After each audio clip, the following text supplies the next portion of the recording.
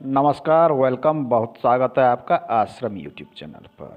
आज हम बात करेंगे सूर्य पर्वत पर एक प्रमुख चिन्ह के विषय में एवं इस हथेली में क्या क्या महत्वपूर्ण चिन्ह है इसके विषय में।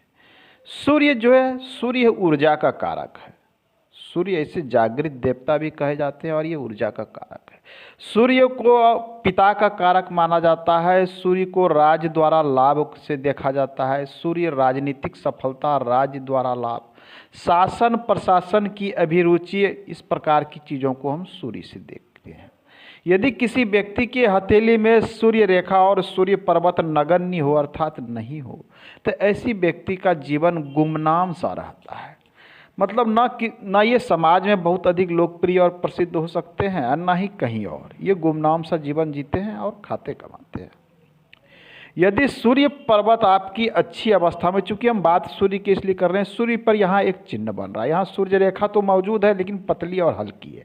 हालांकि पिक्चर भी स्पष्ट नहीं, लेकिन सूर्य पर एक स्क्वायर का क्षेत्र इस प्रकार से बन रहा है। हम इसकी बात करेंगे कि सूर्य पर जब वर्ग बनता हो तो इसके क्या क्या फल और परिणाम प्राप्त होते हैं।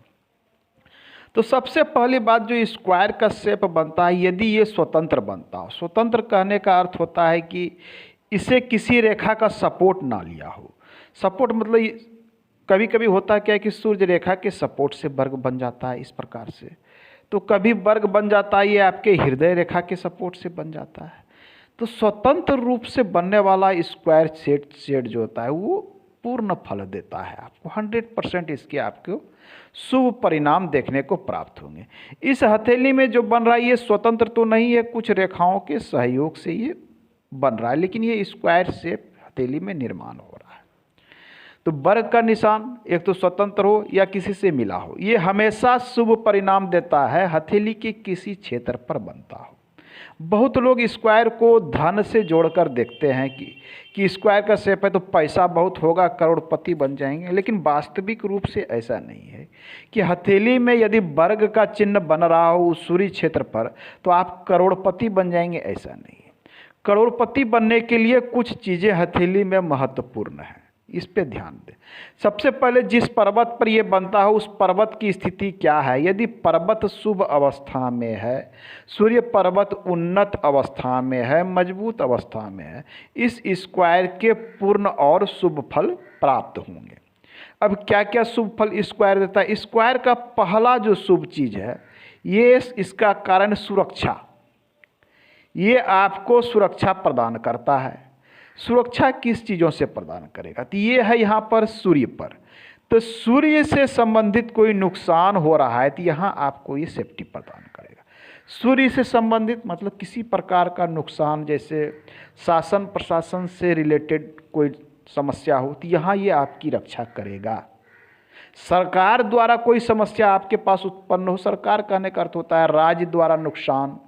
सरकार द्वारा नुकसान, राज्य द्वारा मतलब सरकारी संबंधित कोई नुकसान आपको यहाँ पर ये होने नहीं देगा।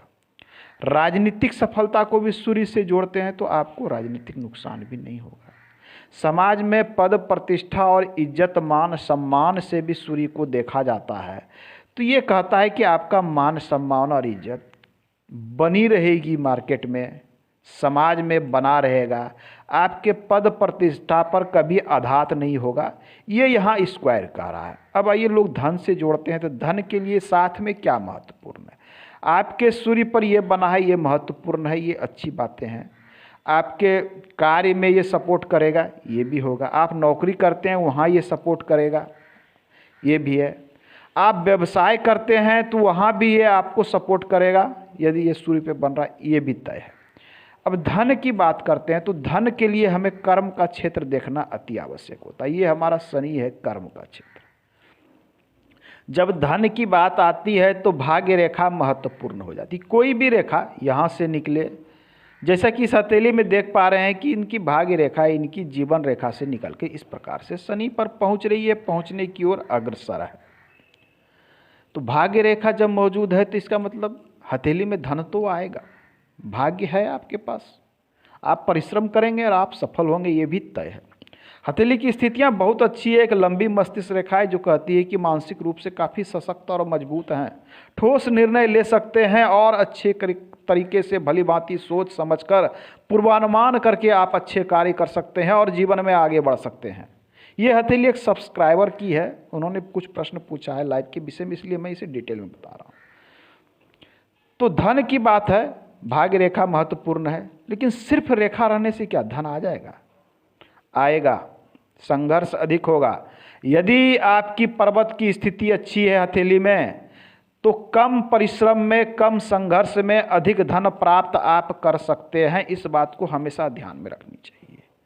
पर्वत की स्थिति मजबूत होने पर आपको परिश्रम कम करना पड़ता है और सफलता अधिक मिलती है। इस तरह की बातें होती हैं।